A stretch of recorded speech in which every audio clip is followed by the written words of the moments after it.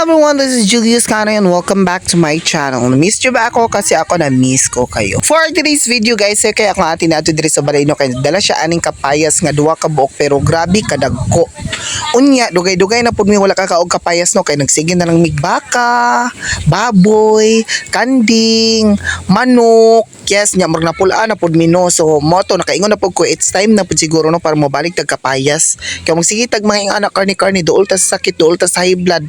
Yes, mo nang magkapayas sa punta ka karon ato alang ni siyang adobo. Wala tay isagol diya nga bisig unsa nga suba kay lagi gusto na to makaon tag plain nga kapayas. Anya to lang isagol diya nga ato alang saluyot, alogbati, sikwa og okra. Yes, pure gulay sa kita karon no para ilvas ta sa mga karni-karninesam. Yes, kay mag-street na gyud ta ana lagi ba. Yes, pero kung ulan-ulan pa karon ang panahon, marag dili gyud ta makaiwas og karni no kay sa ulan magyud ta nato nig manok.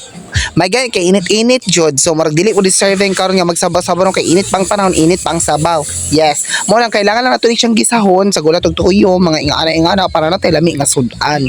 Yes, ako na lang maniho og kanang panit aning kapayas no, ako lang poy nagsapsap ani kay marag dili ganahan si mama ingon ani nga kapayas nga dagko kay puy-puy kay si ang kamot. Yes, pero siya joy luto ra ani, ako lang nag-prepare ani kay para inigluto ni mama wala siya suldit na lang siya luto.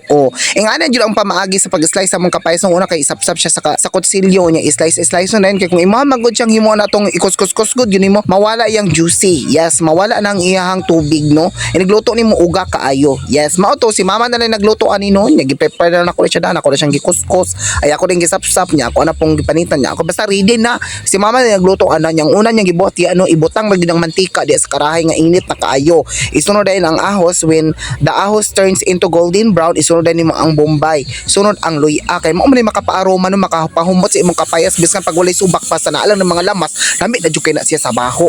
Yes, irigpapagod na siya ibutang na mong imong kapayas nga kinuskos.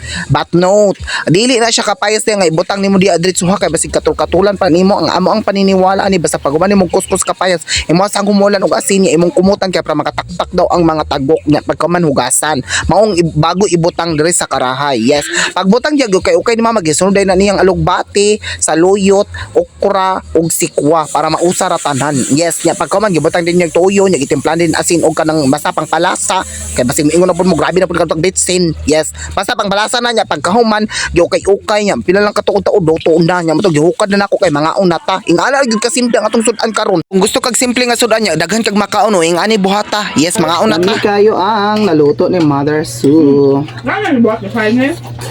Pwede ko na ibalik ang wrapper pagka mapagtawag. Pwede ba na? Pwede ba na? Maturot. Turun nga din. Mga lamas, timplahan. So duha ka kapayas dili lang kada among nabuhat dira pa salad pa doon ni pero pa human kinakulang pang ingredients. Yes, tapos yung gibuhat pagluto ang kapayas para namin sudan. Na. Thank you.